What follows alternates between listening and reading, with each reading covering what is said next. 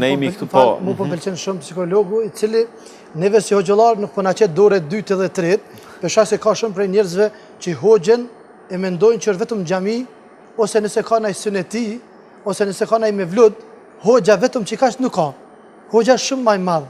Hoxha shumë më i këshillon të tjerë, shumë më i shkollon dhe shumë më i shkath me njerëzit, dhe po më vjen interesant shumë dhe po më vjen mirë, e përgëzoj shumë psikologun që hoxhen e ka kuptuar drejt. Hoxhen e ka kuptuar drejt. Hoxha është një mësues shpirtëror. Përderisa njerëzit besojnë në shpirt dhe kanë shpirt, hoxha ka vendin primor. Pa marrë parasysh rrethonave të tjera që munden me cenu shpesh autoritetin e hoxhës, rrethonat gjeopolitike, këto janë të rëndësishme. Në rëndësi njerëzit besojnë, kanë shpirt, përderisa hoxha qëndron drejt në rrugën e kalitjes shpirtërore, ai gjithmonë ka pas për krahun e njerëzve dhe njerëzit gjithmonë kanë tregu nevojë për to.